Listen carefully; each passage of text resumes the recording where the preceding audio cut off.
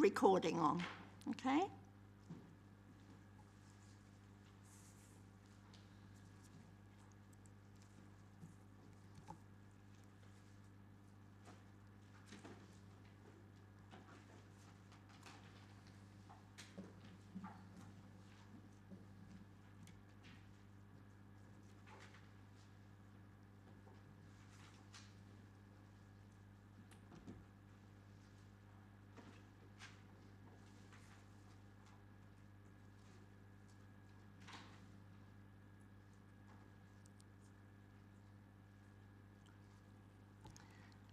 Right, good evening everyone.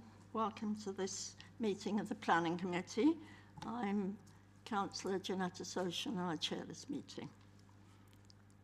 First of all, I have some fire safety information for you. Emergency evacuation procedures. In the case of a fire, a bell will ring continuously. If this occurs, please leave the building immediately, following the green fire exit signs out to the assembly point, which is by the War Memorial on Duke Street. If anyone requires assistance, please let me know. Lifts should not be used. Please remain at the assembly point and don't attempt to return to the building until you've been advised it's safe to do so. Anyone attending this meeting is entitled to film it, but only councillors, officers, and anyone sitting around these tables may be filmed. Members of the public should not be filmed, so please ensure cameras are pointed only in this direction. The meeting is being recorded and broadcast live on YouTube. Please would you silence or switch off your mobile phones while the meeting is taking place. Thank you.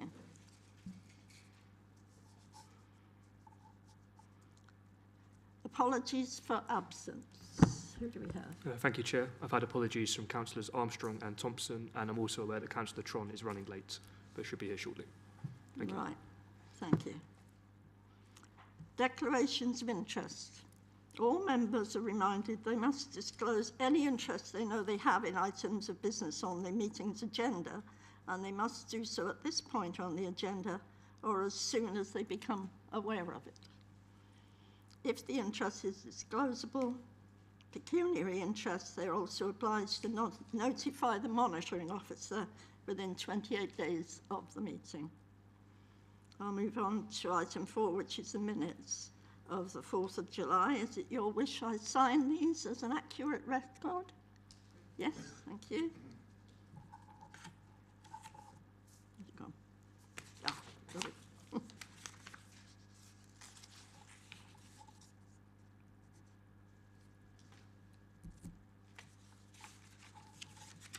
Thank you.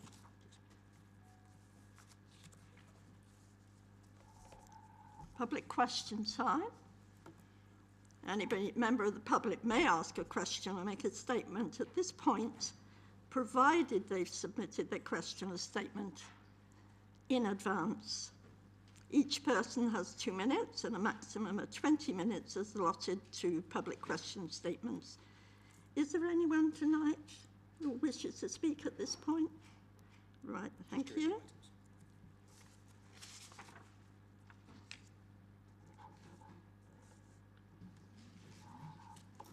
Right, moving on to, first of all, I will let you all know, in case you don't, that item 7, Medway Close, has been withdrawn. Okay, and it will come back to a future meeting. Thank you. So we go first of all to item 6. Chair, I'm sorry to interrupt, but... Sorry, I can't hear you. Can you? Excuse me, Chair, I'm very sorry to interrupt, but I'm not clear as to the procedure. You introduced public question time, and I thought we would be summoned if we wished to speak. Is that the case or not? Can you answer that, please? Yes, you'll be invited to speak when we get to the item. My apologies for the interruption. Yes, all of a sudden it's working. Thank you. Sorry, I didn't hear you, first of all. Right, item 6, land south of Column Lane, Little Baddow, Chelmsford, Essex. Can we have the officer's report, please?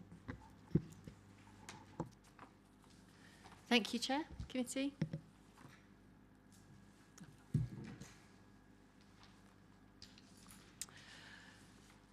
I want to make reference before we begin to the recently made Little Baddow Neighbourhood Plan. The timings of the committee report preparation and the adoption of the plan didn't align, so the officer report that is before you is silent on that neighbourhood plan. But officers and members obviously were aware of the emerging neighbourhood plan, and my presentation this evening will make reference to the vision and objectives of the now made Little Baddow Neighbourhood Plan. And the same applies to item 9 on the agenda tonight, which is also in Little Baddow. So this site, which members will be familiar with, is located to the west of the main Little Baddow village, and it is along Colham Lane, on the south side of Colham Lane. You can see the outline of the site there, outlined in red on the aerial photograph. The site is about 4.5 hectares, that's just over 10.5 acres in old money. There are 2 public footpaths, and they are shown with the black dotted lines that go around the borders of the site. And back in June, members considered an application for a temporary rural workers' dwelling in connection with an alpaca business, and planning permission was granted for a temporary 3-year period. The applicant and his family now reside on the site. This planning application is for 3 elements. There's an access, and that's retrospective because it's already there, and a proposed barn and a proposed menage. This application was actually submitted around the same time as the application for the temporary rural workers dwelling, but officers felt that the dwelling proposal really needed to be determined first before we came back to this one. So in looking at the 3 elements of the proposal before us this evening, the first is the access to the site. And you can see there the image on the right shows the site before the access was created back in June of last year from that photograph. And the image on the left is the current situation with the 5-bar gate. And you can see the cabin, which is the rural workers' accommodation in the background there. Oh, sorry. No trees were removed to create the access, and officers are very conscious that the hedge is a very important rural feature in this part of Little Baddow. So we've looked carefully at the impact of the change to the hedge that has occurred since the opening has been created, and the impact on the rural street scene. So the section of hedge within which the access is located, it falls between 2 residential plots, and their boundaries with Colham Lane are shown there with the brown outline. So that length of hedge between those 2 residential properties is about 360 metres. And there are 2 field gates, 5-bar gates, within that stretch of hedge, and they're shown approximately where the black indication is. And then there's the newly created access, which is shown in red, which is about 6 metres wide. So whilst the new access does change that piece of the hedge, because a section of it has been cleared to facilitate it, within the whole hedge length, officers' view is there's not sufficient harm to this rural context to object to it. And just one more image, approaching the access from the village, you can see there, it's not an uncommon situation in any rural street, within Chelmsford district. In relation to the barn that is proposed, this is required for storage of machinery and feed and shelter for cria, which are baby alpaca, and other animals during inclement weather or for animal welfare purposes. The external materials are blackboarding, which are sympathetic to the rural location. And you can see there the ridge height 5 metres, eaves height 3.6. A typical double garage is, between sort of 4.6, 5 metres, so you can get a feel for the height of that building. The location of the barn is close to the access we've just talked about. It's close to the now in situ rural workers' cabin, so it's adjacent to the southeast boundary, and it is able to use existing trees and hedges as a backdrop. It's quite well screened from Colham Lane, but there will be views of it across from the public footpaths, which we noted on earlier slides.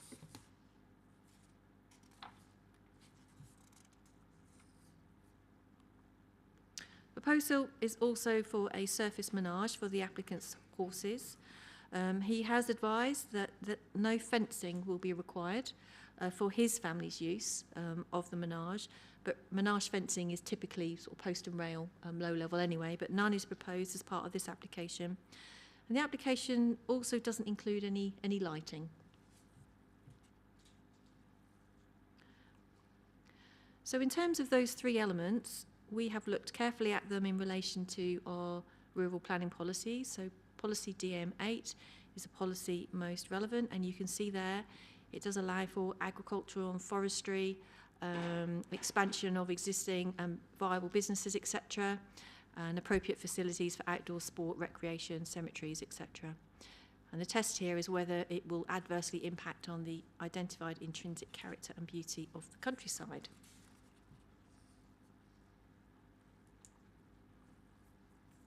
So we've looked at the recently made neighbourhood plan, and we've looked at the objectives. And the objectives of that plan look for the character and integrity of the village, which is a small rural parish surrounded by open farmland, to be maintained, with its landscape character respected and enhanced. Now, development change, change is part of any development. There will always be an impact of some kind. The access, it's a small gap between trees within a substantial length of hedge.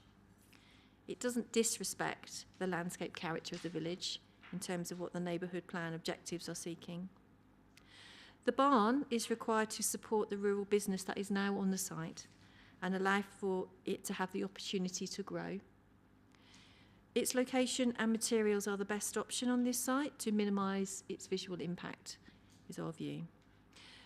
And the menage is a ground surface feature, so it really does have a negligible visual impact in terms of the landscape character that the village neighbourhood plan is looking to maintain.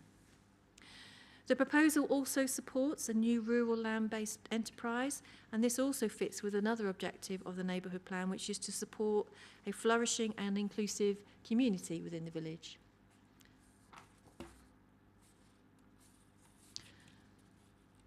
So having had regard to all the matters proposed, the three elements, the site is occupied by a small rural business. Planning permission has been granted for that.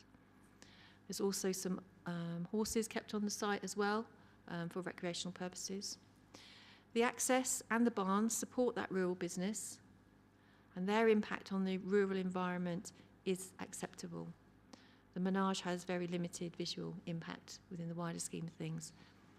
And our recommendation, Chairman, is for approval. Thank you. Right, forgot my own monitor. Right, Mr. Gunn, you need to speak first.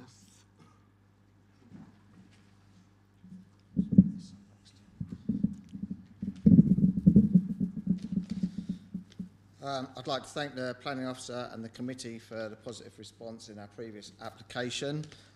We'd like to address the main issues in the officer's report concerning the impact of the proposed development on the character and beauty of the rural area. We accept that the view of the officer that the siting of the buildings would minimise the visual impact from the footpath, that the agricultural and equestrian buildings are expected in the countryside. It is not surprising to see agricultural development in the countryside from a public footpath. Policy doesn't say that agricultural buildings should not be seen, and it is not reasonable to refuse an application. The barn is an essential part of our business to house our newborn cria, which are baby alpacas, in connection to our enterprise. The horses are going to be on track grazing. Track grazing will limit the horses to a specific area with the aim to maintain the condition of the land, the horses require less land for grazing at a time, and once finished on a section, moved on to fresh land. Screening will be provided along the footpath by the tree planting. We are happy to accept the conditions that of the materials of the barn should be submitted to LA for approval, LPA for approval. We intend to ensure that the menage is only for personal use. We also accept the conditions suggested by the LPA to control the lighting from the menage, and we don't intend to install any lighting. The highways officer remains happy with the access, and we are in the process of regularising the access as requested, and obviously no trees have been removed from the entrance, as you could see from the photographs earlier. And that wraps me up. I'd just like to thank the members of the committee for their time and consideration of the application. Thank you. Thank you. Moving on to Mr. Ferguson.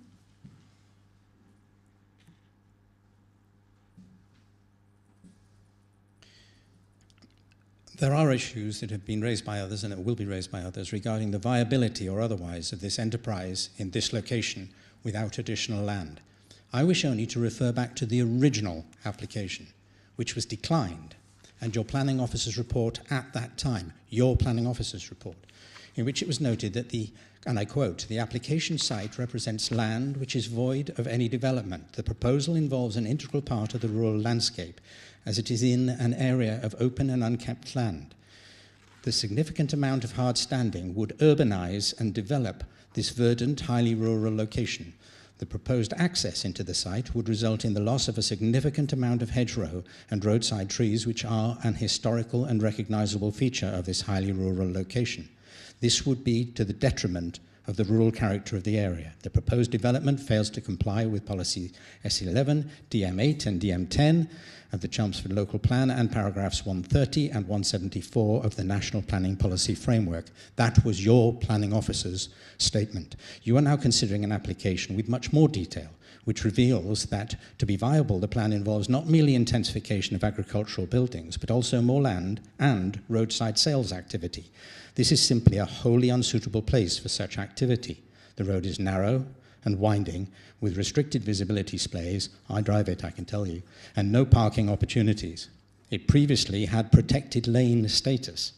The verge has markings on it stating that it is, and I quote, "a special roadside verge managed for wildlife, which is under the auspices of Essex County Council. To approve this application would be destructive and of permanent harm to a beautiful area of deep countryside. There are multiple grounds for refusing it. Please do so." Thank you. I'll move on to Councillor Jeeps. Thank you. I think you've covered the history of this and what's just been said about the refusal previously.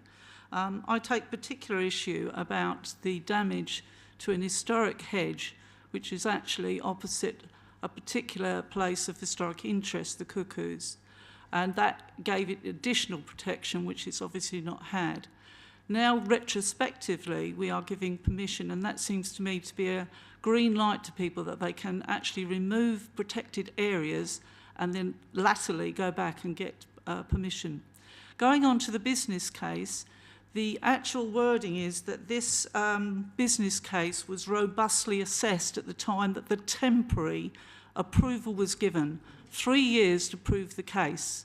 Now you are looking at permanent buildings to support what could actually not be a viable business at the end of the day. Now, that business is being undermined by the current application as it removes further pastures for the alpacas, and the business case was predicated on a certain number of alpacas being able to graze and use the pastures in that area. Now, loosely, there are other things that have gone into the business, as was just mentioned, sales of wool, sales of eggs. Where this is going to take place is very unclear, and what facilities will be provided for people to come off what is effectively a one-track road. Have highways actually considered this additional traffic? I don't think so. And in terms of this being a permanent fixture, I think it's actually runs in the face of the initial approval for the temporary, for it to be proven. In terms of the area, yes, it will affect its natural beauty. Yes, it will affect the whole ambience of the area. And this was one of the main concerns in the planners themselves when they looked at this. And as previously stated, refused it. So in terms of this, and having looked at other businesses that run trekking, petting, sales from a shop, there are other ancillary buildings that will probably be required in addition to what is there at the moment. These haven't been covered, but I guess that will be another planning permission sought later on. But for example, toilets, parking areas for people that are going to come and visit. None of those exist at the moment, and it's not clear where these vehicles would park. So I support the objection of residents. I think it will affect greatly those people living in the direct vicinity, and I would seek that this be refused on the grounds that it was originally refused on, and because it is a permanent request to support a temporary business which has yet to be proved. Thank you. Thank you. Councillor Scott. Can you please put your microphone on? I have nothing further to say because I think I said pretty much everything last time round. The only thing I will add to Councillor Jeeps and to Mr Ferguson is my concern as a resident of the road. 2 cars, and I tried this last Monday, and 2 cars coming on the narrow road alone, just coming from opposite directions, have problems, and one has to reverse to let the other one in, and quite frankly, therefore, that having roadside sales activity can cause chaos. But I think my colleague has said everything. Councillor Jeeps, thank you. Thank you. Before we go back to the committee, can I have the officers commenting on anything that they need to at this point? Yes, Chair. I'll come back to you. It's a new business. We only granted planning permission for it in June of this year. Our planning policies support the ability for new businesses to begin and flourish and stay if they stand the test of time. So it is very early days with the business, but that business was supported by, as you will recall, business plans, and was robustly assessed by various agricultural consultants who are experts in the field. So we were all satisfied that there was a business here that we could support for residential accommodation. The previous planning application that Councillor Jeeps and Mr Ferguson referred to predates the application for the cabin. It came in as an application simply for equestrian activity. There was nothing on the site at that time, and officers were concerned that barn, menage, access just for equestrian activity was something we were concerned about. But things have changed. The site does now have a lawful use, albeit temporary, for a rural-based business that involves animal husbandry. So that's the situation we are dealing with today.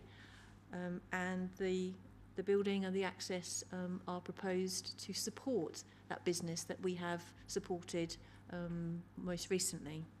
So we do understand the concerns of the parish council and the ward councillor, but we are faced with a reasonable development, small-scale development to support an existing growing business, which can only really take place in a rural area in any event.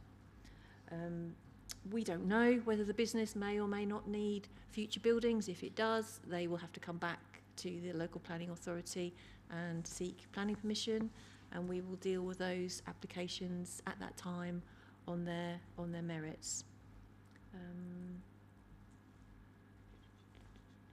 I understand Councillor Scott's concern about traffic and the use of Colham Lane.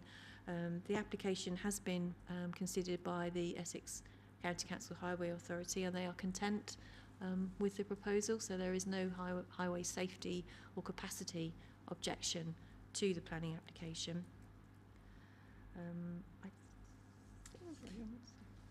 Was there anything else, Chair? Sales. Sales. You don't need planning permission to sell farm gate sales. Plenty of people put eggs and etc. at the front of their gates and sell them to passing trade. I don't know if that's something that's happening at the moment. I believe there are some chickens and quail that do exist on the site. Whether there's any farm gate sales, I don't know at the moment. There aren't. Right. Okay, thank you. Can I ask a question? Councillor Papa. Once I've opened it to the Just committee, I will open it to the committee and then you'll be able to, okay? okay. I don't think there is anything else. I don't think we need highways to come in at this point, so I will open it, and Councillor Papa, you can be the first to speak. Thank you, Chair. I'm trying to understand about this discussion here.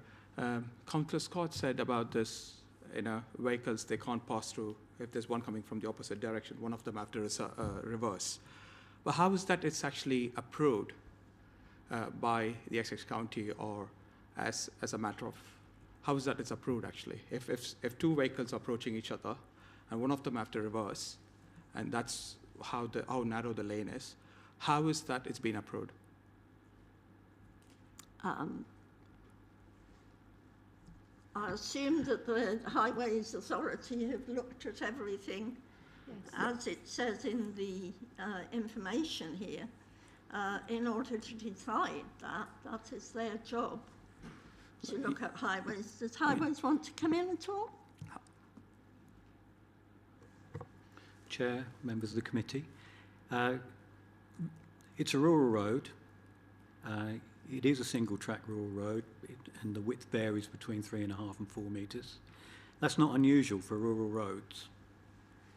It's an existing situation, and there are passing place opportunities along rural roads. It's been operating like that for years, and it's not unusual. So we can't. It's not a special consideration. It is a matter of fact that when you drive along a rural road like that, you have to consider passing, and there are passing place opportunities along that road. As I say, it's been operating for many, many decades. But that time we didn't have this development, but there's a development coming now, so things do change. It's not changing anything very much. The proposal, the site already has an existing permission to operate, so the movements that take place there are a matter of fact. Thank you. Right, thank you. Thank you. Thank you. Who else would like to speak? Councillor Lee. Thank you, Chair. A few points in no particular order.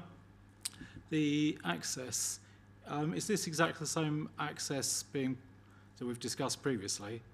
And if so, why are we discussing it again? Councillor Lee, it didn't formally form part of the previous planning application. Right. So it was there on the drawings when we considered and discussed the temporary rural workers dwelling, but it wasn't formally part of that planning application. They came in as separate applications, as they do sometimes, but it was on the drawings, and it was referred to in papers. So, but we didn't formally discuss it and determine it at the time. Okay, thank you for that one. Point 2, the application that was refused previously versus this one, there's mention of hard standing area. Is there much change to the hard standing area?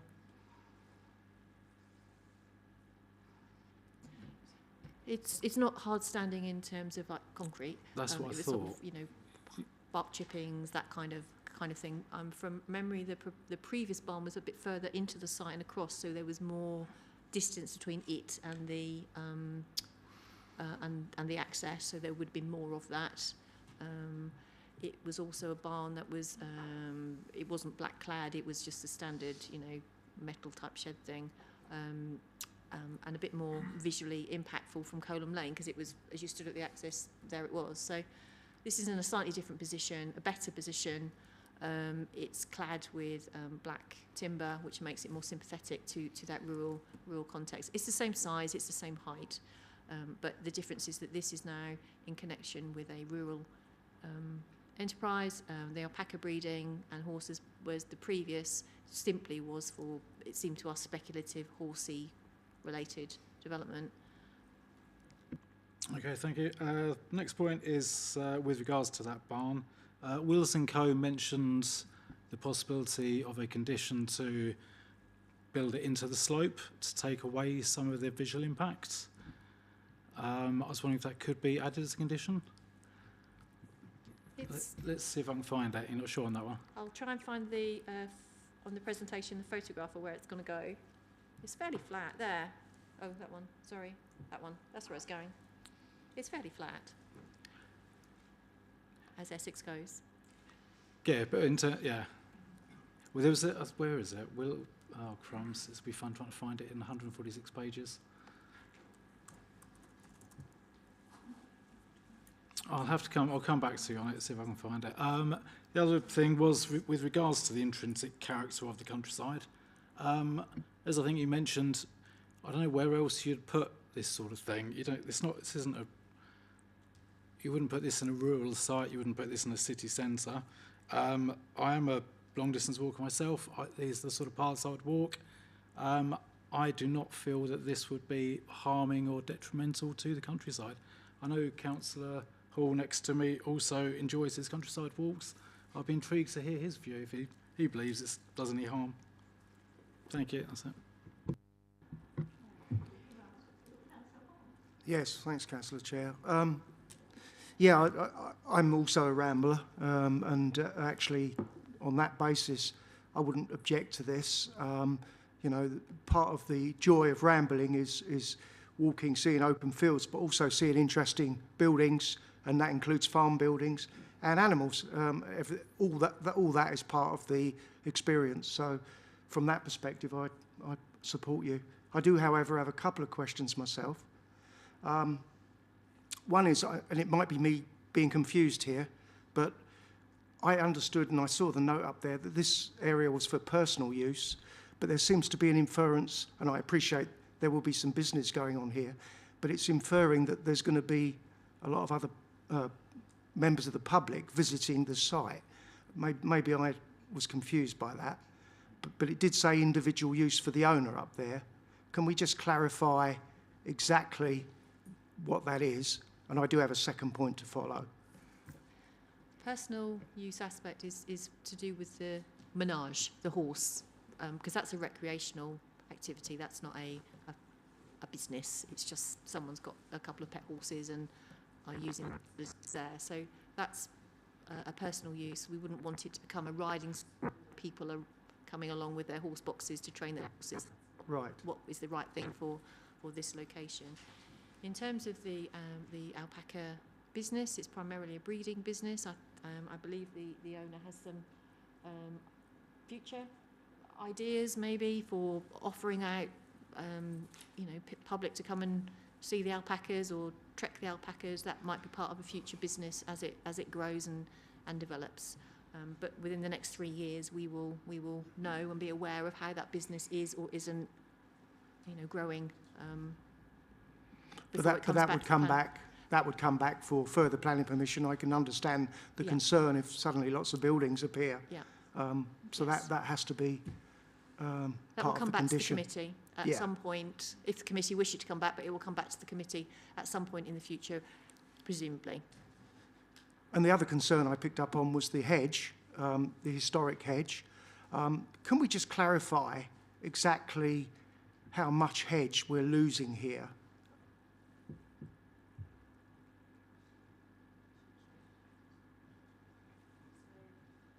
Before and after, I did get them the wrong way around, left and right, apologies, but it's obvious which is which. It's about 6 metres of undergrowth. There was no trees removed to facilitate that access, so we've not taken out any trees. It's been a clearance of some scrub and some other bits and pieces in the undergrowth, but you can see you can match the trees up. We've sat and done that. You can match the trees up. They're all exactly the same trees, so no trees came out to facilitate that access. But the point was made that there was some loss of historical hedge, so I just want to make sure that... Well, the hedge will be made up of many parts. It will be made up of trees, undergrowth, scrub. All of it together becomes the hedge. Is our understanding. So part of that has been cleared, right, to put the access through. So technically, you've lost that bit because it's no longer there. So it's gone. That's what the photograph shows. Okay. Thank you.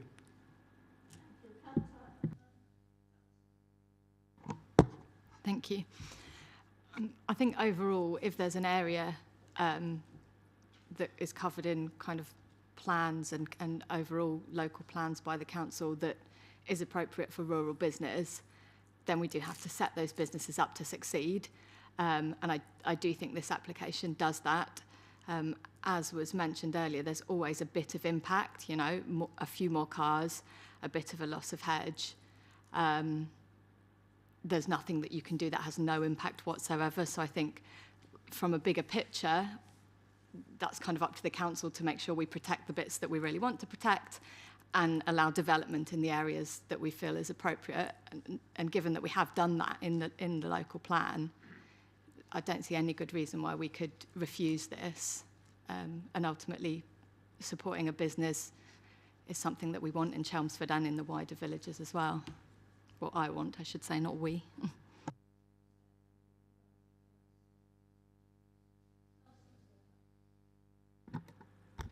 Thank you, Chair. Given the obvious concerns about the visual impact of the barn, I think the applicant himself referred to planting screening trees along the footpath. I wondered why there was no specific condition attached to this application, should it be approved, asking for screening to hide the visual impact of the barn. Thank you.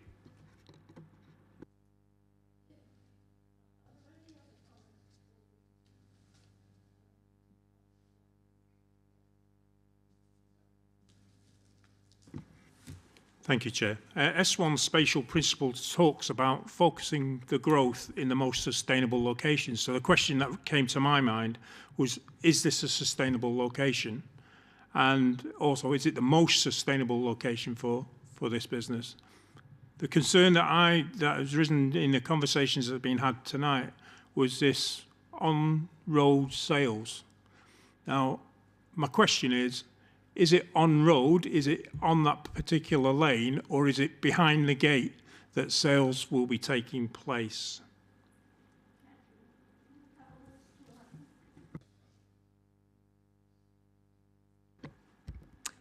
Going back to Councillor Thorpe-App's question about the planting, my understanding is that the planting... Going back to Councillor Thorpe-App's question about the planting that the applicant referred to, my understanding is that the planting is already in situ. There has been planting putting along the footpath on the western boundary. That's already in situ, which is why we don't have a condition. In terms of Councillor Hyland's question, or two questions there, the sustainable location, it's a business which has to take place in the countryside. It's animals. They're not going to be anywhere else, unfortunately, Councillor Hyland. So it's being reasonable and practical about that from that point of view. In terms of the sales, there's no sales going on at the moment. I guess if members are concerned about where cars might stop, potentially we could think of a planning condition that the sales can only take place on the inside face of the gate rather than the outside face of the gate, if that is something that members felt was helpful. Yeah. Actually, the officers hit exactly on the point that it's the increase of, if the site is used for commercial purposes, trading, the increase of traffic along that road, the vehicle movements and activity, would raise the concern others have brought to note as well, that passing of traffic, there would be a blockage if there was a number of cars going in and out at the same time. So I think behind the gate commercial activity might be a useful condition if that is to be enforceable.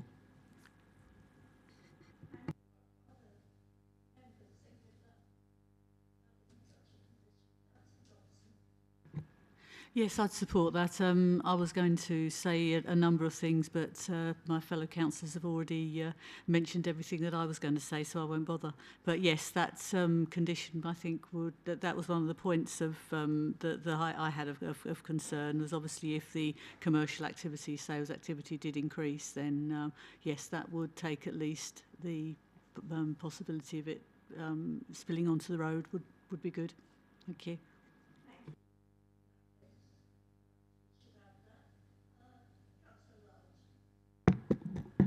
Thank you, Chair. I think I have a question around the roadside sales, because the application that we have in front of us is really for the barn, for the horses and the alpacas to be in, which to me is a little unrelated to the roadside sales, because that's the impact on the highway of having some horses for personal use, and the alpacas that are already there, being in the barn sometimes, I don't see that there'd be much impact on the highway in terms of more vehicle movements. So then my question, I think the roadside sales which have been brought up, is that a kind of a change of the use, or is that a perfectly permissible thing to do in the use of the land? Thanks. I hope that's clear. I know it's waffly. My understanding that the applicant is the sale of eggs, etc., to restaurants is more the way to go. But in terms of roadside sales, you don't need planning permission to do that. I think because we're considering the application for the access, I think what I'm picking up from the committee, that if there's a little stall out there with chickens' eggs or quail's eggs and people just simply stop in the middle of the road and nip out and put their pound in and pick up half a dozen eggs, that could cause that traffic that members seem to be concerned. So in terms of that activity, if you go in through the gate and buy your eggs there and then turn around and come out in a forward gear, that seems to be what I'm picking up from the committee they would be more comfortable with if the applicant chose to do those roadside sort of egg sales. He might not.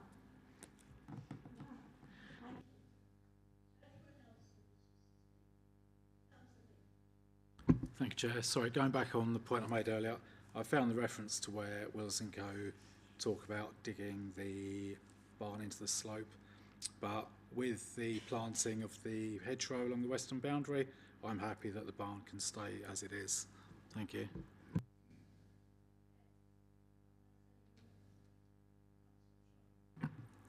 I have a practical question, because, apologies, I appreciate I was late to the meeting, so I wasn't able to see the whole of the officer's presentation. So therefore, am I permitted to vote in this? No, I wanted to be sure. Thank you.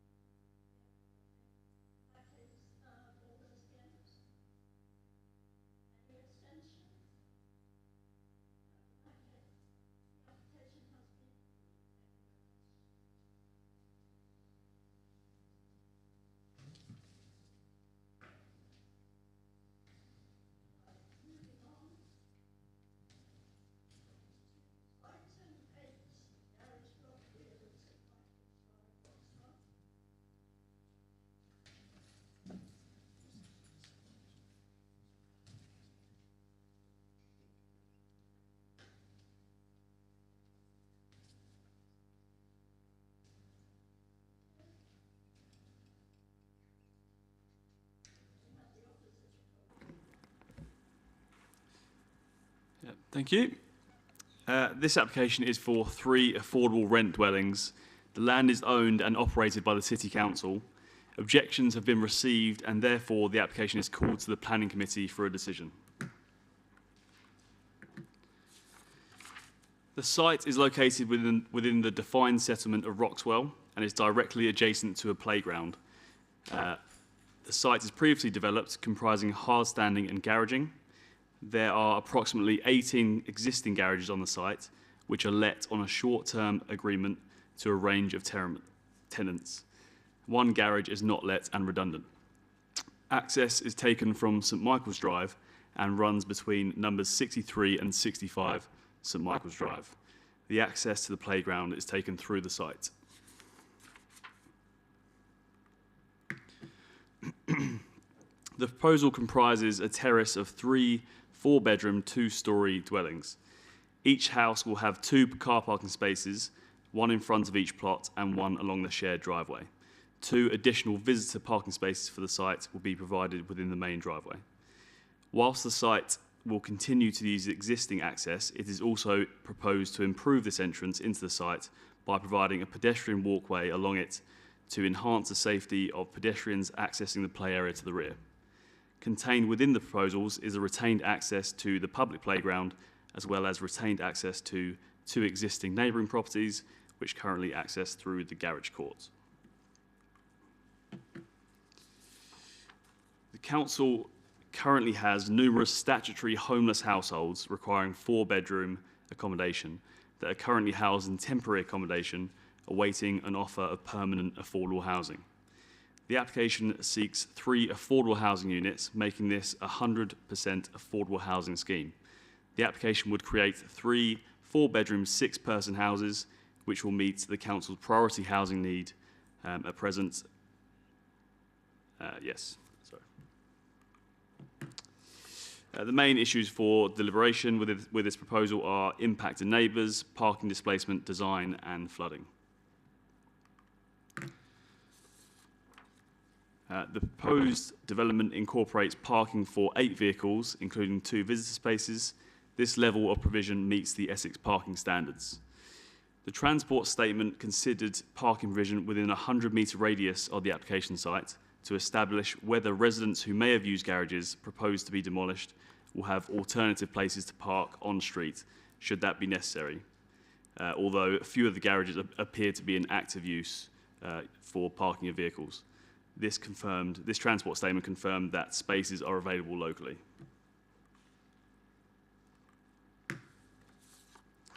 The site will be serviced by refuse collection vehicles from within the site. Submitted with the application is a refuse and recycling strategy plan, which confirms that refuse vehicles are able to enter the site and leave in a forward gear. Refuse operatives will be able to collect bins from outside of the dwellings.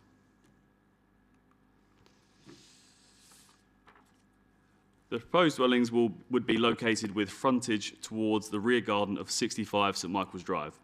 The properties would be located 15 metres away from the side garden boundary with its neighbour, which meets the minimum distance set out in the local plan.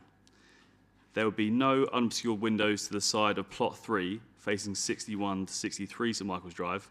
The remoteness between these properties would be 22 metres, which is in excess of a minimum remoteness for a flank to rear relationship as set out in Appendix B. The site is currently in use as garages, many of which are constructed from wood or corrugated metal. The garages are in various stages of deterioration. Adjacent to the south of the site is a large community allotment, and to the west there is a public playground. The height of the dwellings would be in keeping with the surrounding 2-storey residential context. The design and scale of the proposed dwellings has been influenced by the character and appearance of the local housing stock. Concern has been raised that the proposed development would have a detrimental impact on the safety of users of the playground. It is considered that the existing use of the site affords limited natural surveillance of the adjacent playground, providing limited security benefit.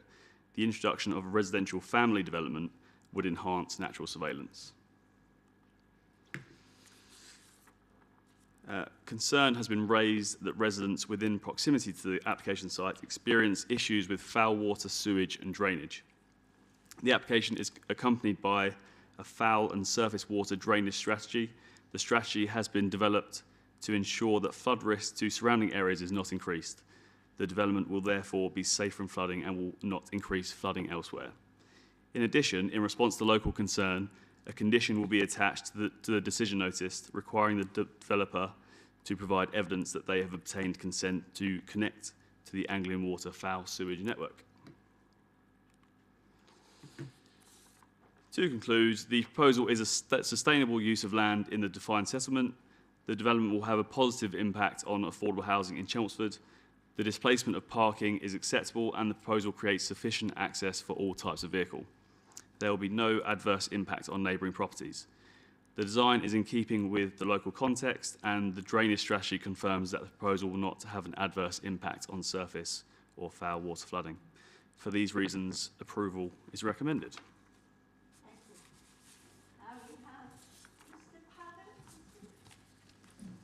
Thank you, Chair. Is that okay? Can you hear me? Yep. I'm representing Wroxall Parish Council. I've recently stood down after 40 years on the Wroxall Parish Council. I'm not a councillor now, but I'm...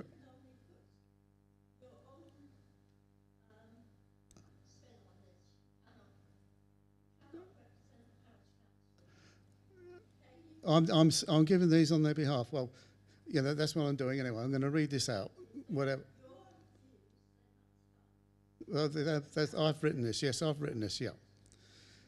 Wroxall Parish Council has already submitted comments in relation to this application during the consultation period, objecting to the proposed...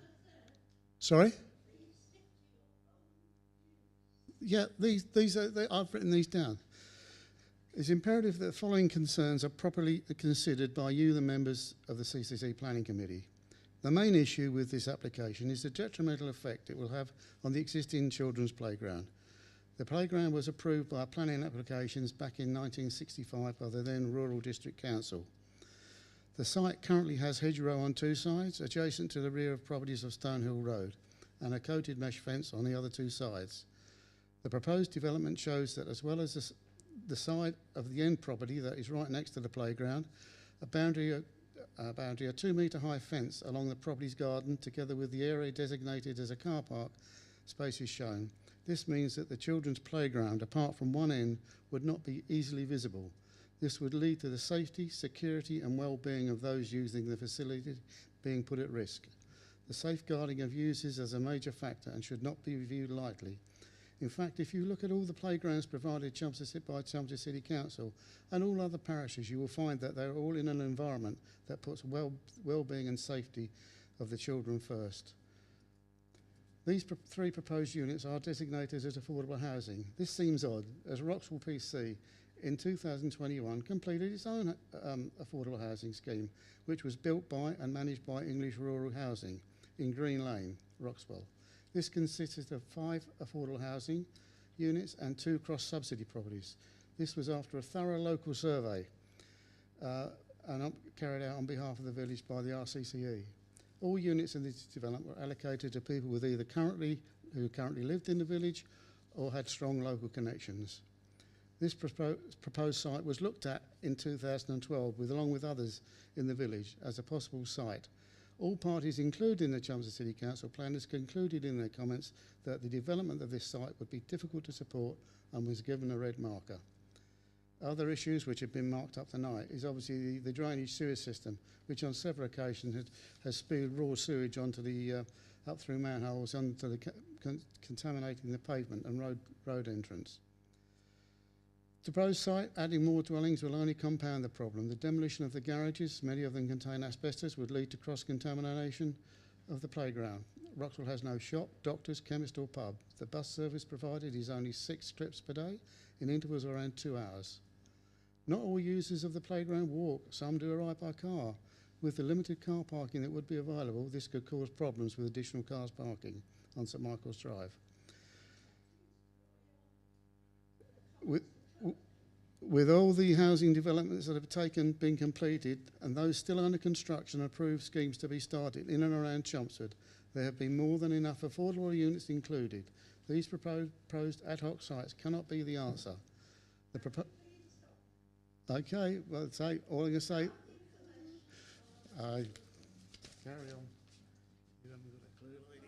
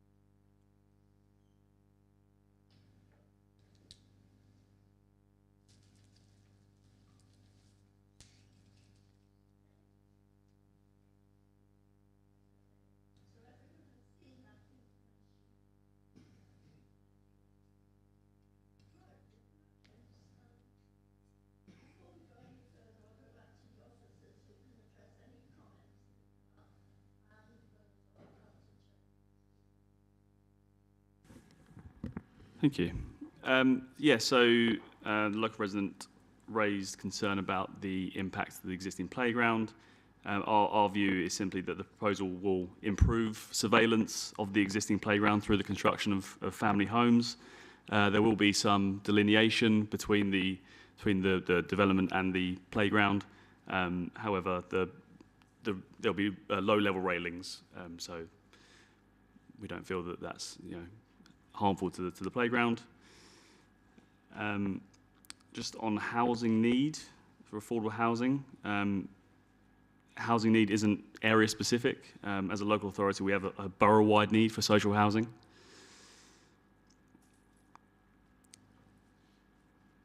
I think both the resident and Councillor Chambers mentioned a previous scheme, or which was discussed. Although each proposal is considered on a case-by-case basis, it's true that other schemes for redevelopment of the site have been considered in the past. Other proposals included the relocation of the playground to construct more houses. So rightfully, we pushed that back. This proposal retains the playground in its current form. So that's the main difference between this application and the previous schemes that we didn't support. Although they weren't, these were just pre-app schemes which we didn't give our support for.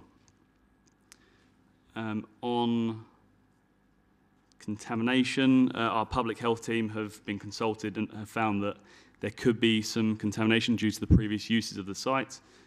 Condition 5 requires that an invasive contamination report is completed and submitted prior to commencement of the development. That covers that. On sewage treatment, condition 19 requires that the applicant submit evidence that they have obtained consent to connect the Anglia Water sewage connection.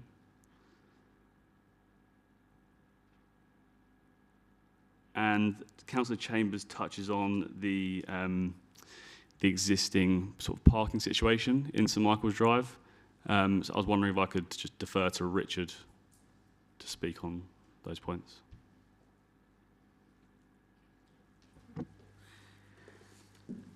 Chairman, members of the committee. The proposal is that the existing site is a 24 garage site, of which 17 are occupied. So the worst case currently would be that 17 parking spaces, 17 vehicles could be displaced as a worst case. We're not sure how many of these garages are actually used for parking, but the worst case is 17 would be displaced. A curbside parking survey has been conducted in support of the application. That extends up to number, sorry, I brought the wrong glasses. I haven't brought my reading glasses. It extends up to number 31 to the south, down to the junction, and a section either side along the street of the St Michael's Junction. That would accommodate 73 curbside parking spaces. This is based on 5 metre length of a vehicle, and that's sort of divided into the available length. The surveys took place on a Tuesday, or Wednesday, and a Saturday between 8:30, well, at 8:30, 12:30, and 7:30 in the evening. The maximum take-up, the maximum number of spaces actually utilised of the 73 was 29.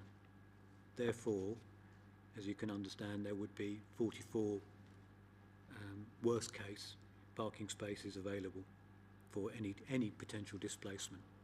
So on that basis, I mean, it ranges between 20 spaces utilised and 29. That's of the survey. Therefore, worst case, 44 spaces would be available. So they would be accommodated on street. So from a highways perspective, the proposal is acceptable. Thank you.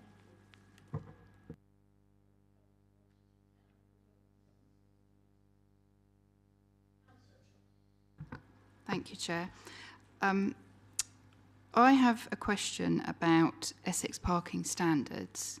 Please can I check, with regards to the number of spaces that are required for a 4-bedroom property that's expected to have 6 residents, can I check my understanding that you would expect there to be 2 parking spaces for those, for a dwelling of that size?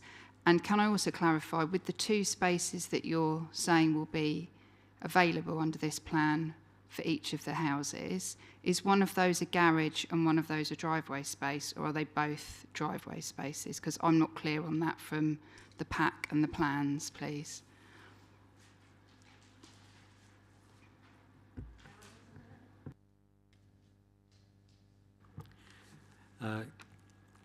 I can clarify the parking standards recommend for 1-bedroom dwellings 1 parking space, and for any dwelling above 2 bedrooms 2 spaces as a minimum. Therefore, it does comply. It does meet the recommended standard.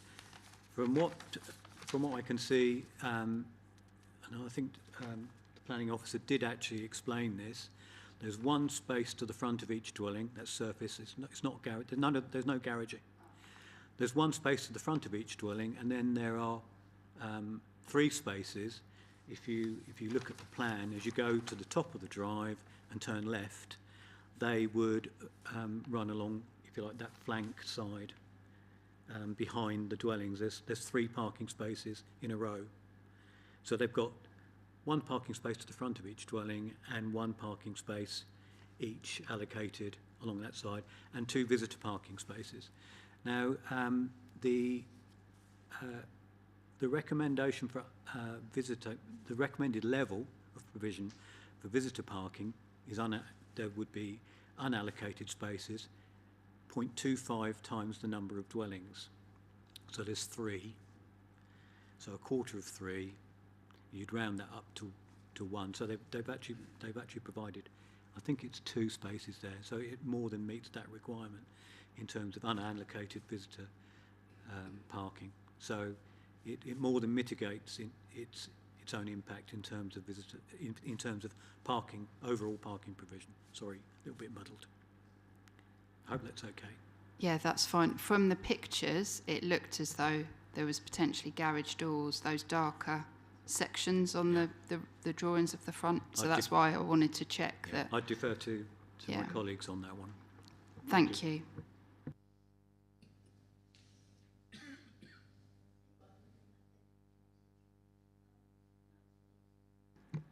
Thank you, Chair. I've got a few questions, really things that have been picked up really from some of the public and the ward councillor questions. You mentioned about the site being previously considered and deemed unsuitable, and I know you did answer that, but I didn't really catch your answer, so perhaps if you wouldn't mind just explaining that again, what it is. But as I say, I've got a couple of other things. There was also a query about whether the entrance and the actual access road was acceptable to highways. I think that was raised, and I think looking again a bit further into the paperwork, it seems to be appropriate. A practical one, how does the middle property access the garden from the front? It's a terrace and there doesn't appear to be any alleyway to bring their bins through or bikes through or whatever. And lastly, the ward council and many people have been concerned about the play area and whether whether the surveillance is okay and that sort of thing. Do you have any photos and that you on your presentation that I could just sort of get the perspective a little bit better on that sort of proposed and existing or something like that, please? Thank you. Yeah, so the previous scheme, we went through a pre-application process about a year ago, and we had a scheme which was for 4 dwellings, not 3.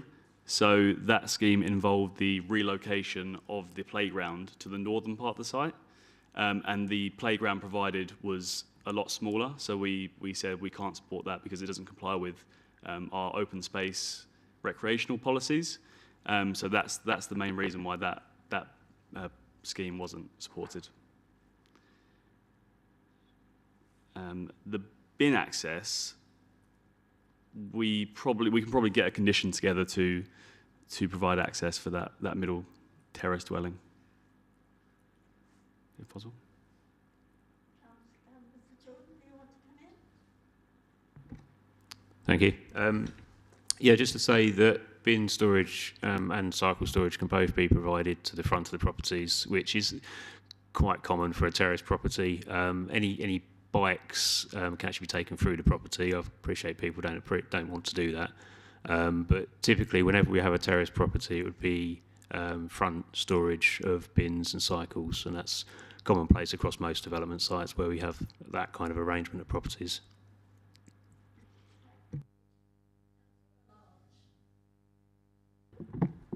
Thank you, Chair. I think... Oh, sorry.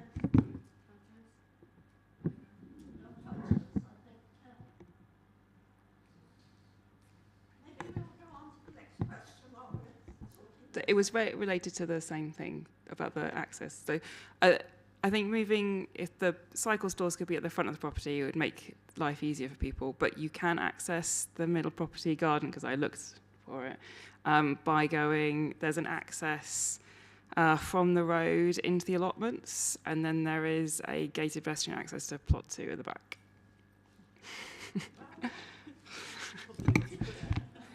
Exactly, yeah.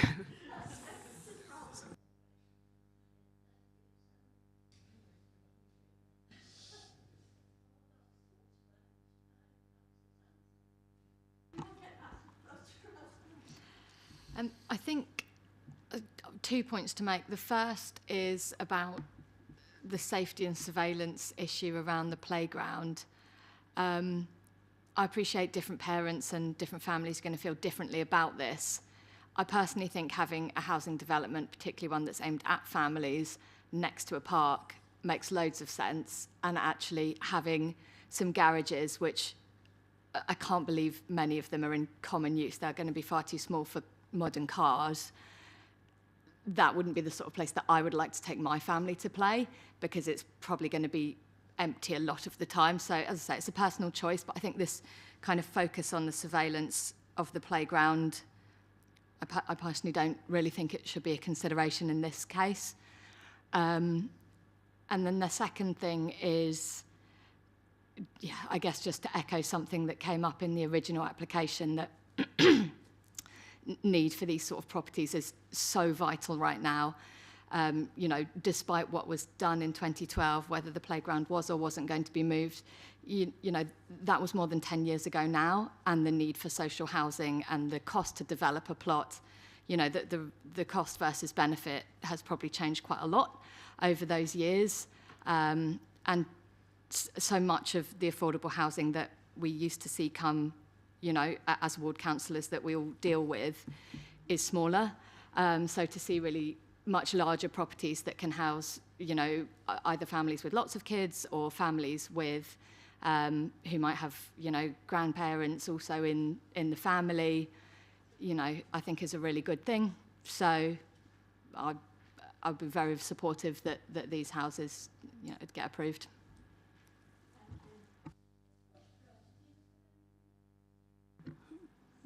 Yeah, we've got this one. I think we have probably...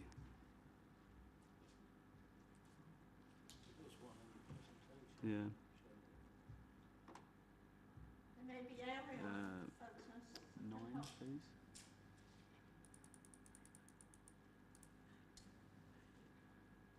Oh, that's quite a good one, because it gives it what is next to them, which is, yeah.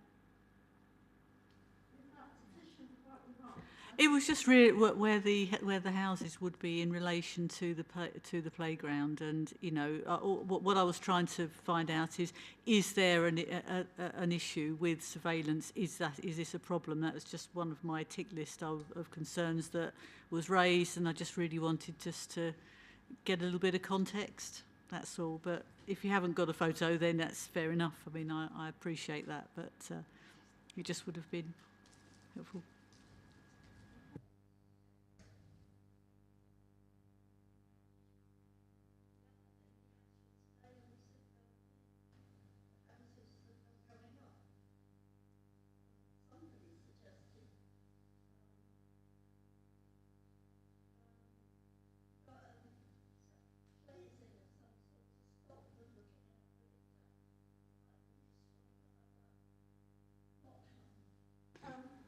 Yeah, so yeah, plot 1 on the western side of the site. So there is a ground floor window which faces onto the playground. There's also a first floor obscured window.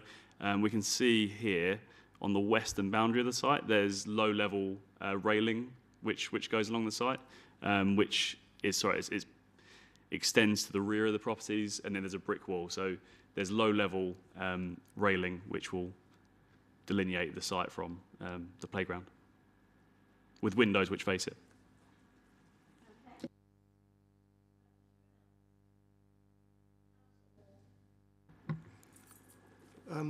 Just in terms of the parking, again, on this question, in St Michael's Drive, because obviously those residents now are going to be parking along there. It looks as though they're parked both sides of the road. I just want to make sure that that doesn't create a block, and you've got emergency services and various other, the dust carts and various other services coming through there. It doesn't create a problem. Yes, thank you. I actually went to the site this evening, and I have got some photographs on my phone if you'd like to view them. And there were hardly any vehicles at all along there. I'm satisfied that there won't be an issue here in terms of two vehicle passing with vehicles parked along one side of that road. Yeah, I noticed there wasn't any stats on Sunday. But just to put that into context, there are various estates of municipal sort of design that have got 5 metre wide roads with vehicles parked on both sides, and refuse vehicles get up and down there all the time.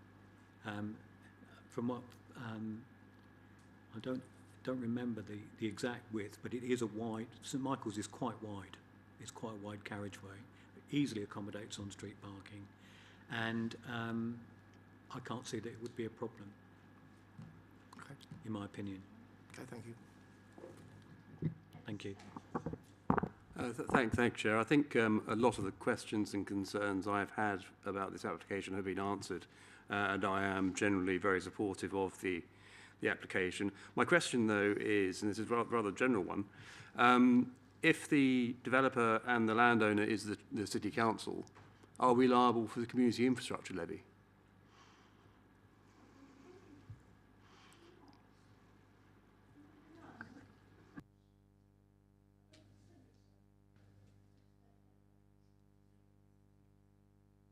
We are. Okay, that's interesting. I've never come across this before, that's all. Yeah.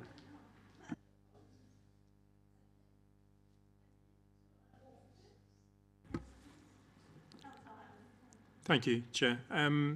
Just reflecting on Councillor Chambers' input to the meeting, she talks really about the siting of affordable houses and then almost infers there's an increased risk if you've got affordable housing to the playground. That's obviously not the case, right? I think it's disingenuous that we have that sort of feedback that the risk is more associated to affordable housing than market housing, for example. I think the estate, as I recall, is quite a large estate anyway.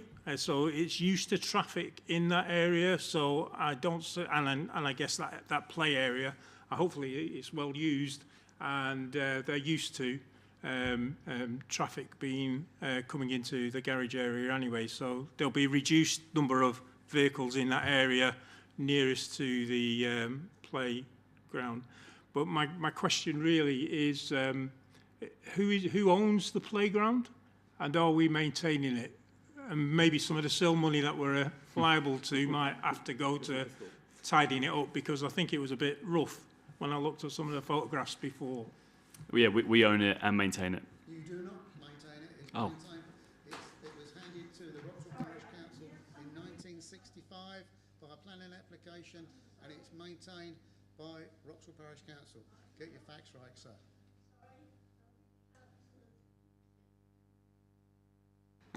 Thank you, Chair. So I spoke briefly about the access, but I also wanted to say that I fully support an application for affordable housing, and in the objections, there was a lot of discussion about how Roxwell doesn't need affordable housing, seemed to be what was coming through. And Chelmsford district, of which Roxwell is part, is in desperate need of affordable housing, and this kind of housing in particular. There are, I don't know what the current number is, but over 400, I think, homeless families in the Chelmsford district right now. Many of them are housed outside the district because we cannot find appropriate accommodation within the district. So I'm very supportive of that application. And again, like other people have said, I think in terms of overlooking of the playground, it's much better to have residential houses there rather than dilapidated garages that are presumably not very often used. Thank you.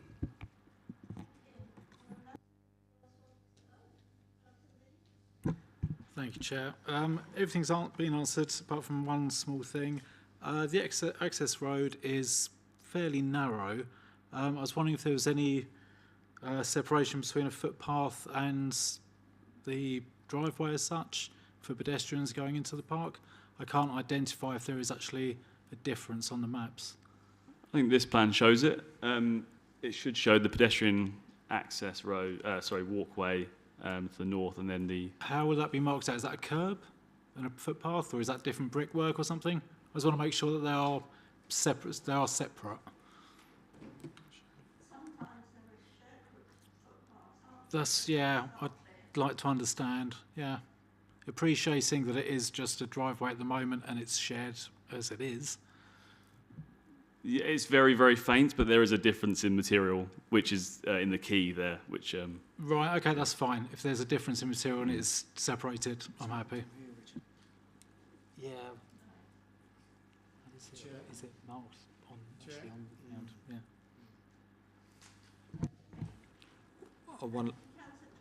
One last question.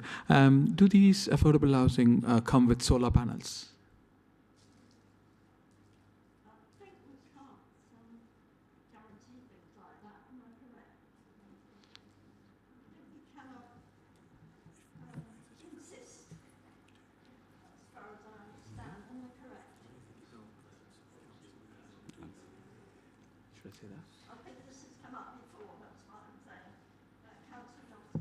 I think in the past we've suggested an informative, and I think Keith and I have had this discussion, but you know, on applications where possible, that perhaps an informative where it's appropriate.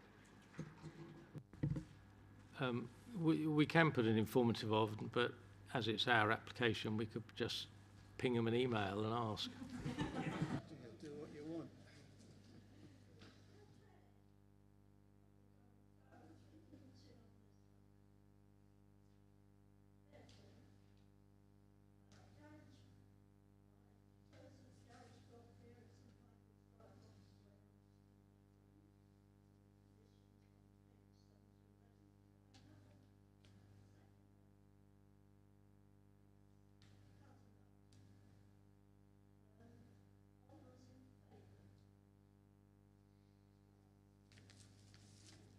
Where are you getting the money from?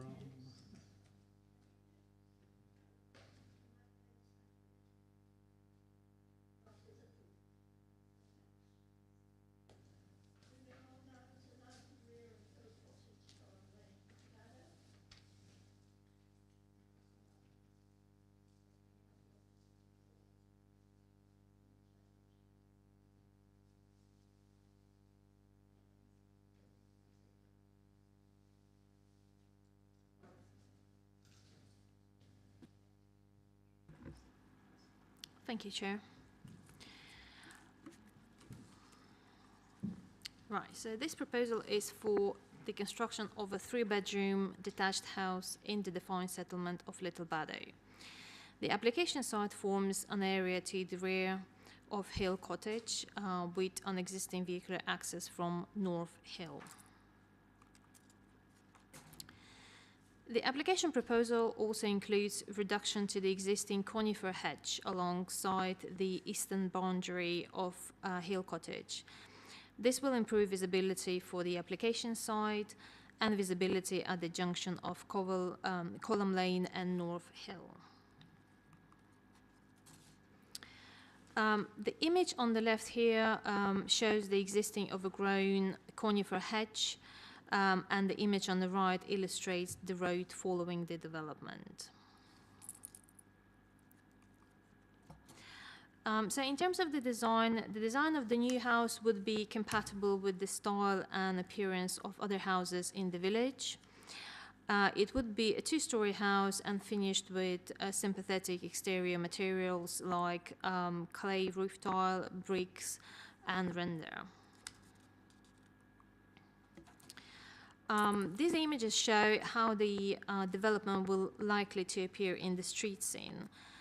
You will see that the new house is of comparable height to Kilmarie, but it's noticeably narrower. This drawing again shows the new building and its host, Hill Cottage, and 2 neighbors. The height of the new dwelling again is comparable. The width is smaller in comparison to the 2 neighbors on the right-hand side. Members' attention is drawn to the very recently adopted village neighbourhood plan. So officers feel that the proposal is in keeping with the vision and objective of the plan, as this will be a well-designed house which is not particularly large, and it is in the defined settlement. It will fit in with the street scene and will maintain spaces around it. Concerns were raised about the possible overlooking of the neighbouring sites from the new house. The neighbouring sites that share a boundary with the application site are shown in yellow on the slide. Red arrows illustrate the orientation of the view from the new house from the first floor bedroom window. Here we have a first floor plan, so you can see that there is one bedroom that will overlook the back garden of the new house. It is shown in light green, and there are two other rooms which are bathrooms, and both will have obscure and non-opening windows. So further to the neighbor relationships, this first floor bedroom window will be positioned about 15.9 meters from away from the shared boundary with Oak Hill, and will directly overlook the back garden of the new house. The development standards set in the local plan look for a 15 meters minimum back to boundary distance with existing residential properties. So we feel that the proposed house has been designed to meet the council standards. In terms of access and parking, the proposed development will provide 2 parking spaces and turning area within the site. The Highway Authority has not raised any objection in terms of the safety of the proposed access to serve the new house. The existing chestnut tree shown in green on the plan is now a preserved tree, which will be retained and adequately protected during the construction of the development. Also, the existing house, Hill Cottage, will retain at least 2 parking spaces to the front of the property. And this provision is in accordance with the current parking standards. So conclusion, the design and appearance of the new house in relation to the character of the area will be acceptable. The relationship with the neighboring properties will meet the council's standards. The house will be served with appropriate access and parking. The existing house will also retain the appropriate parking. The preserved tree will be adequately protected during the construction of the development, and therefore the recommendation is approval for the scheme. Thank you.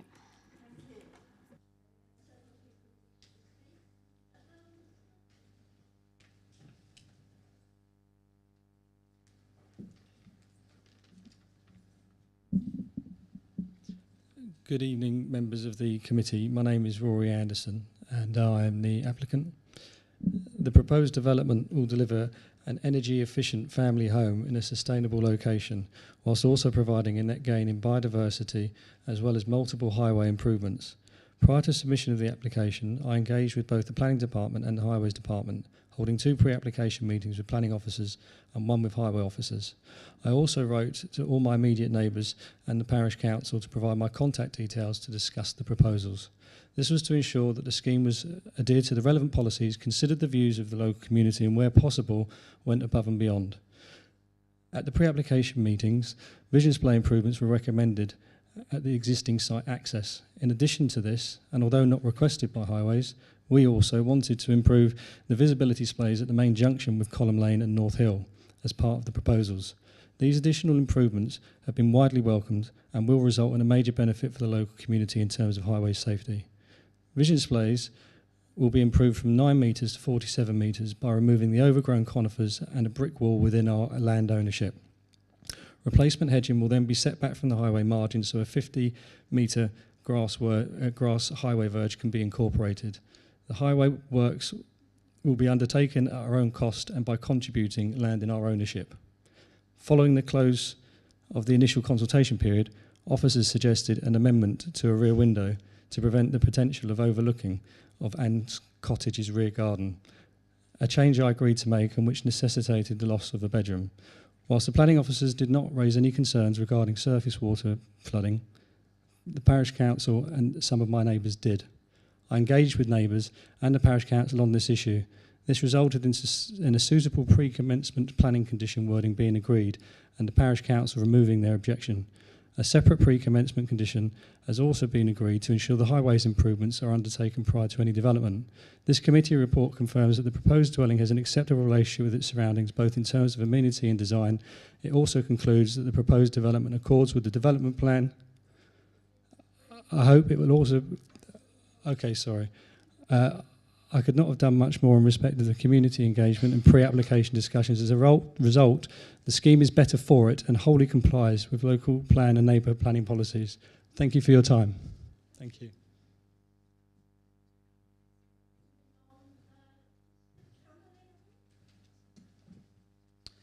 Thank you, Chair.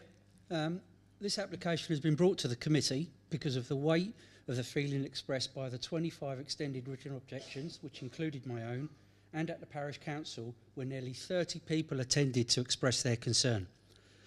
When the application for the garage on the site was submitted back in December 2005, it was objected to by the parish council and then declined by your council on the grounds that there was already congestion in the area, with a crossroads adjacent to the Memorial Hall and the main village hall being of particular concern.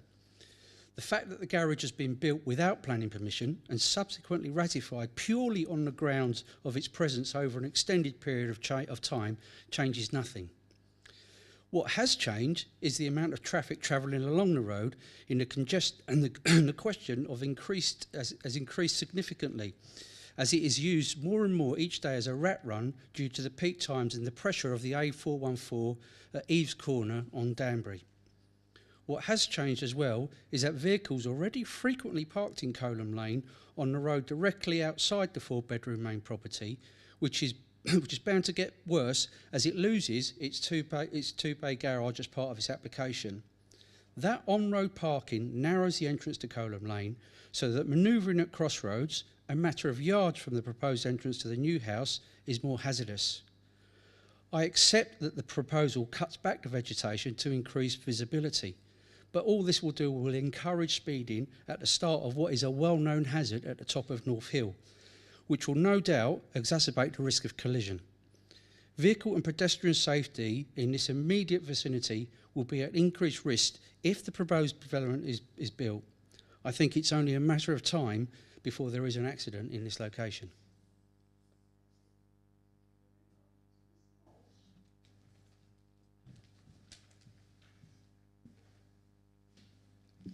Thank you, Chair. Next is the question of overlooking of multiple neighbour rear gardens. Your planning officer will accept that the application, as originally submitted, was unacceptable in terms of the extent of overlooking of the rear of multiple properties. Because the proposed new house is in the rear garden of a corner plot, the overlooking arises in respect of one property on North Hill and 3 on Coleham Lane. The original plan involved 2 large windows facing rearwards at first floor level, plus a third with obscure glass. These windows have a commanding view over the rear gardens in question. The revised plans involve one of those 2 large windows now incorporating obscure glass. So what has changed? The degree of overlooking is virtually unchanged. It's merely that it can impose from only 1 window instead of 2. The height and the degree of visual display from the remaining window is the same. The conclusion must surely be that the overlooking and loss of privacy is as severe as it was. What your planning officer originally said was unacceptable remains so. Thank you.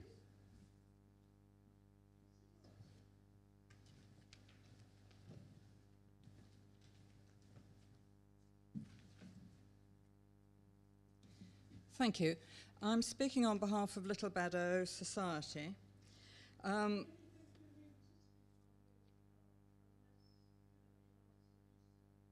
Sorry?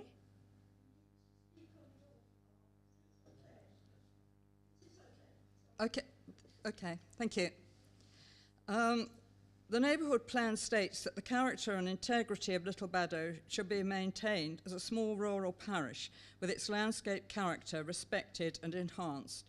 Development should be small of size and scale and in keeping with the needs of the community. It should be appropriate to the setting with the open spaces between properties maintained. Any proposals for infill or development within the curtilage of existing houses should take into account the character of the immediate surroundings to protect the setting and character of the area. Little Baddow has no shops or state schools and a very restricted bus service. The nearest amenities are at Danbury, 1 mile away, and there is no footway. The Memorial Hall provides the only car park in the centre of the village and is frequently inadequate, leading to on-road parking. A substantial family home with its access close to the Colham Lane junction and the entrance to the Memorial Hall would create a hazardous situation. Incidentally, the Memorial Hall car park, as far as I know, within the last 24 hours has become gated, which is actually going to reduce the number of parking spaces and create more danger of on-road parking on the road. Thank you very much.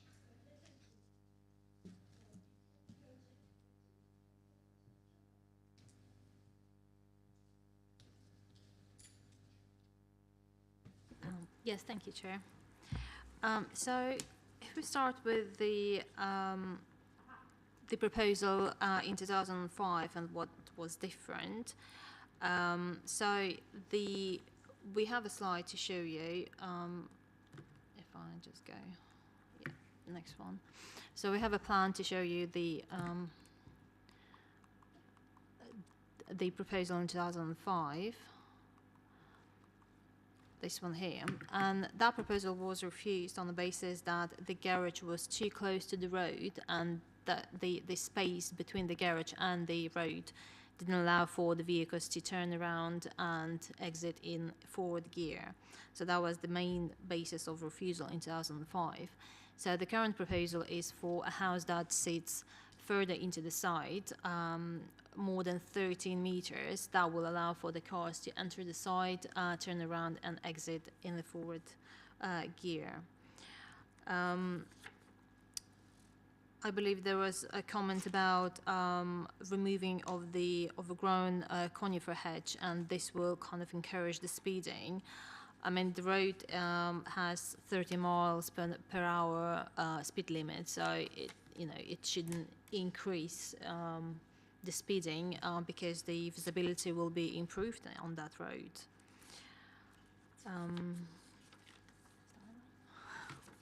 The further questions were from Mr. Walsh, I believe. There was a question about overlooking of the garden. So we've dealt with overlooking. I've covered that in my presentation. So the only window in the back elevation of the new house would overlook directly the garden of the new house. The window that was a concern submitted with the original scheme, that is now an ensuite to the main bedroom, and that window was a concern because it was too close to the boundary with Anne's cottage. So now this that overlooking is considered to be acceptable in terms of our standards.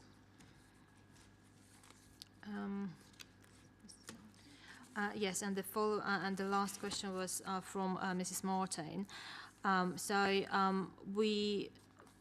That was mentioned before in the very first presentation.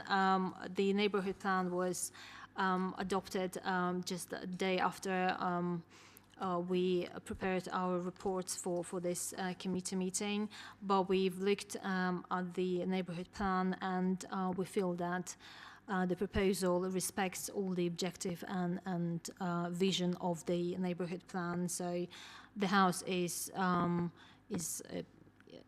comparable in height and in size and retains the gaps between the properties. So in our view, the proposal is in keeping with the recently adopted neighbourhood plan.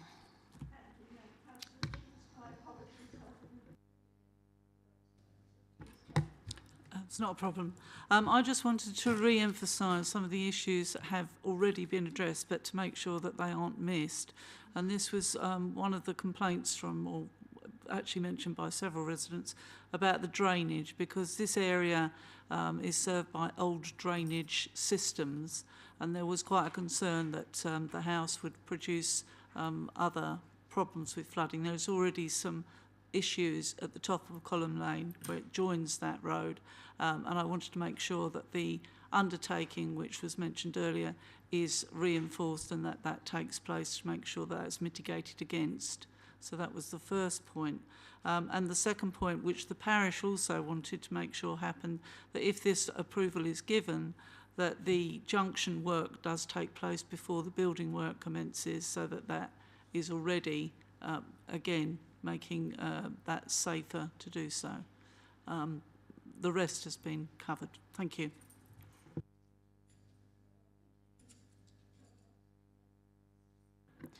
Yes, thank you. So in terms of drainage, we have recommended condition 14, and that is a pre-commencement condition. It is with the officer recommendation report. And in terms of the works to remove the overgrown hedge, that is also a pre-commencement condition and is number 13 with the recommendation report. Thank you.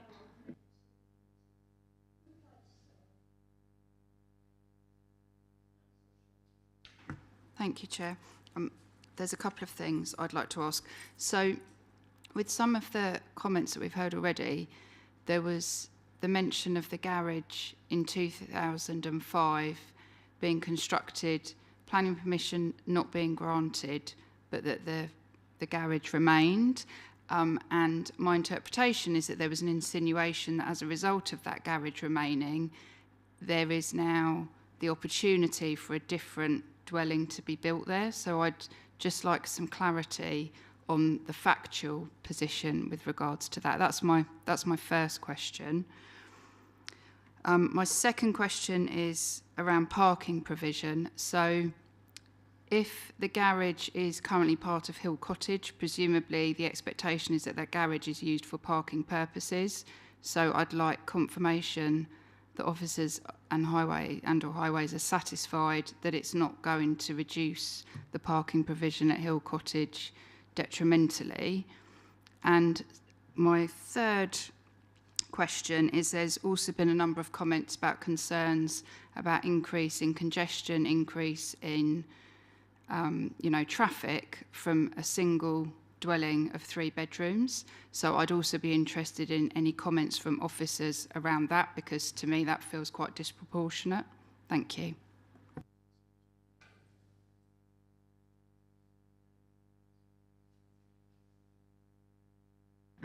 Thank you, Chair. In relation to the garage, that seems to have been unauthorised at some point of its life. This is in the defined settlement, so in principle, whether there's a garage there or not, the principle of a new dwelling is acceptable. So the presence of the garage, whether it's unauthorised or not, has no bearing upon whether this scheme is okay. In terms of parking provision, we showed you a slide where the existing Hill Cottage would have probably three parking spaces on its frontage, which more than meets our parking standards. So removing the parking area at the back, which we've heard is probably not that safe, is no bad thing, but the existing property is in accordance with our parking standards, so it's perfectly acceptable from a parking point of view. And in terms about the congestion, 1 3-bedroom dwelling, I mean, the number of trips that dwelling would generate within the village as a whole, it's a drop in the ocean. Richard could probably tell you, the likely numbers of, he's nodding, and if you want him to, he will. But, there's lots of statistics about one dwelling equals X number of trips per day. I mean, it'll be tiny compared to all the traffic that comes and goes through Little Baddow on a daily basis. Thank you.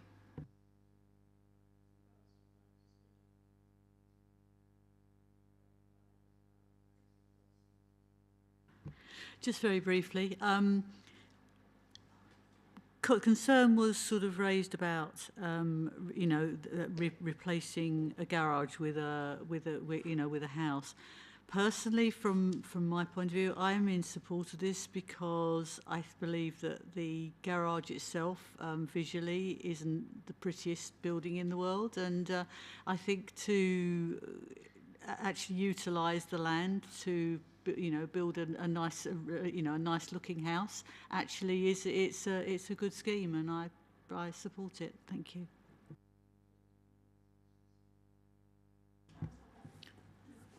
I just wanted to say that I thought it was a well thought out scheme, and the placement and use of that garden space for a new dwelling seems acceptable. Thank you.